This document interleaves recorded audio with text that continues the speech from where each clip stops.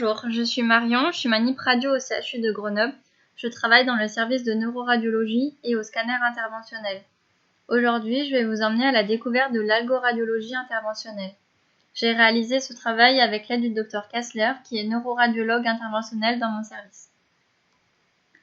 Donc l'algologie, c'est une spécialité médicale qui s'intéresse et traite la douleur. La radiologie interventionnelle, vous connaissez tous. Ces dernières années, elle est en plein essor, notamment grâce à l'amélioration des techniques de guidage. L'association de ces deux spécialités donne naissance à l'algoradiologie interventionnelle. On peut donc la résumer comme étant une spécialité de traitement de la douleur grâce aux techniques de radiologie interventionnelle.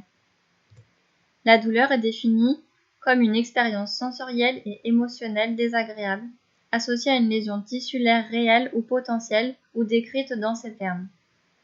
La douleur est donc subjective. Pour la quantifier, nous avons besoin d'outils de mesure. Dans notre service, nous en utilisons deux. Il y a l'EVA, l'échelle visuelle analogique, et la PDI, Pain Disability Index.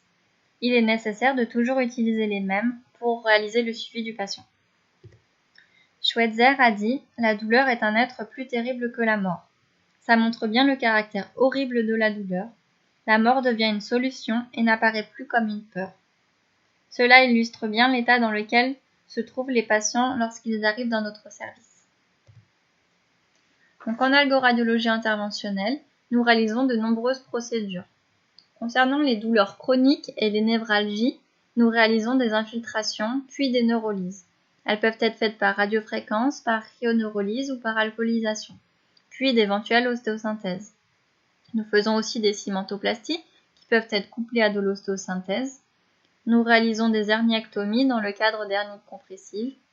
Nous faisons aussi des ablations thermiques d'ostéomostéoïdes par radiofréquence. Du côté de la cancérologie, nous faisons des radiofréquences, des micro-ondes, des cryoablations et des neurolyses.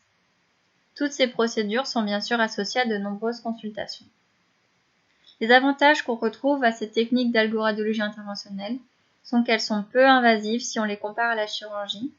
Elles se réalisent majoritairement en externe ou alors en hospitalisation de courte durée. Elles utilisent le guidage précis grâce aux modalités d'imagerie en comparaison aux infiltrations qui peuvent être réalisées dans les cabinets de rhumatologie. Donc pour réaliser ces différents traitements de la douleur, nous utilisons différentes modalités d'imagerie. Dans nos services, nous utilisons principalement le scanner qui peut se coupler à l'ampli de brillance.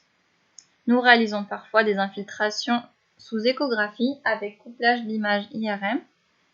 Nous réalisons aussi des cimentoplasties, des thermoablations ou d'autres procédures en salle biplan équipée du CBCT. Donc vous vous rendez bien compte qu'il est important que le personnel d'algoradiologie interventionnelle, que ce soit les manips ou les radiologues, il faut qu'ils soient polyvalents sur ces différentes modalités. La prise en charge du patient douloureux nécessite une forte implication de tout le personnel en contact avec lui. Donc ça va de la secrétaire au radiologue en passant par les manips. Tous doivent adapter leurs attitudes au patient. Le patient algique, c'est un patient à part. Il est donc nécessaire de s'adapter. Le radiologue reçoit le patient lors de nombreuses consultations, avant les procédures et puis pour le suivi. Il est aussi interrogé par ses confrères pour des avis de prise en charge de la douleur et participe à des réunions de concertation pluridisciplinaires. Donc on va regarder de plus près le rôle du manip dans la prise en charge du patient algique. Selon nous, il y a 3 points clés. Donc le premier, c'est l'accueil. L'accueil, c'est le moment de créer une relation de confiance avec le patient. À savoir que la différence avec un geste classique de biopsie par exemple, c'est que le patient il arrive avec sa douleur. Il faut donc reconnaître sa douleur, prendre le temps de l'écouter, de lui expliquer le geste pour le mettre dans de bonnes conditions avant de débuter l'intervention. Nous commençons à mettre en place dans le service des consultations faites par le manip pour avoir un temps dédié à cela. Ensuite, il y a l'installation. Une bonne installation, elle va garantir l'immobilité du patient pendant l'examen. Donc pour ça, on va utiliser tout le matériel à disposition. Ça peut être des gels, des cales, des mousses. On fait attention à sa pudeur, à la température. Nous sommes à l'écoute de son ressenti concernant son installation et nous nous adaptons à ses besoins. Nous attachons une grande importance à cette étape. Le temps pris pour installer le patient sera du temps de gagner pendant la procédure. Et bien sûr, l'accompagnement. Nous essayons de dédier un manip au patient. Il va donc se trouver à la tête du patient, directement dans l'anneau, et va y rester pendant tout le geste. Nous utilisons une communication positive adaptée au patient. On l'emmène ailleurs, on lui occupe l'esprit. C'est vrai pour tous les gestes, mais c'est vraiment capital pour les gestes plus longs comme les vertébroplasties lorsque le patient est seulement sous anesthésie locale. Bien sûr, le méopa est toujours disponible et proposé si le patient en éprouve le besoin. Donc pour illustrer un petit peu ce que c'est que l'algoradiologie interventionnelle, nous avons choisi de vous parler de notre patiente qui est suivie dans le service depuis 2016. Donc c'est une femme qui a aujourd'hui 76 ans et qui est à la retraite. Elle souffre d'un syndrome douloureux chronique, une lomboradiculalgie sur une arthrose articulaire postérieure. Elle est suivie dans un centre de traitement de la douleur depuis longtemps et puis elle bénéficie de traitements antalgiques, de séances de kinésithérapie et de balnéothérapie. Malgré tout ça, elle reste douloureuse, sa vie quotidienne et sa vie sociale sont fortement impactées par ces douleurs.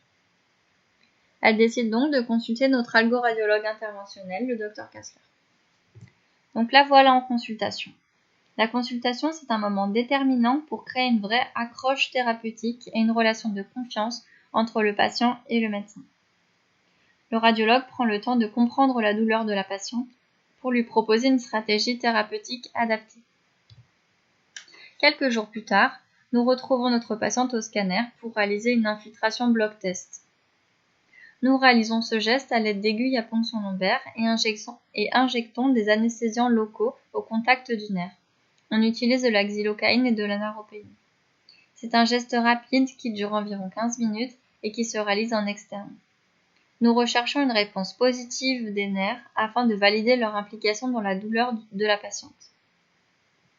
Après 2 blocs tests positifs et des consultations de suivi, le Dr Kassler propose une cryoneurolyse afin d'obtenir un effet durable.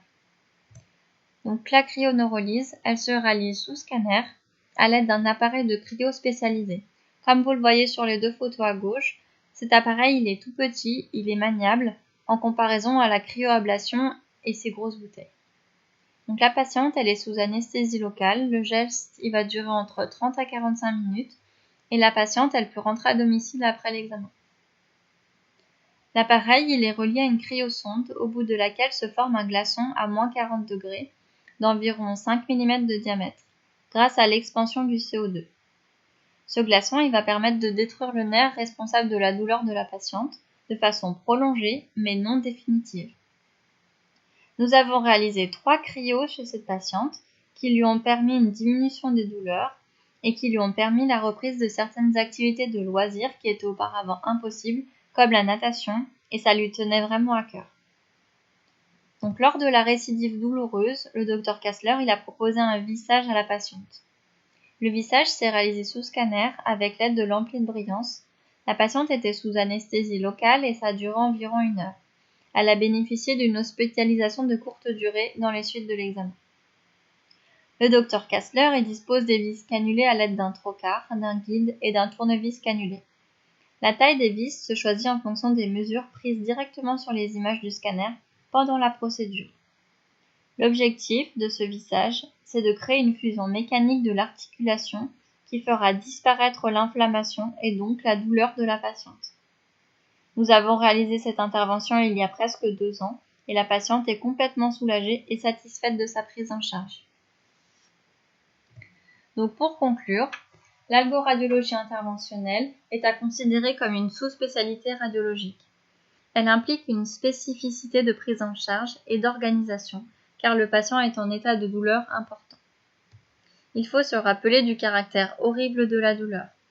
Les patients algiques sont des patients particuliers qui nécessitent une attention toute particulière et une forte implication de toute l'équipe en contact avec lui. Nous devons donc constamment faire preuve d'adaptation dans notre prise en charge.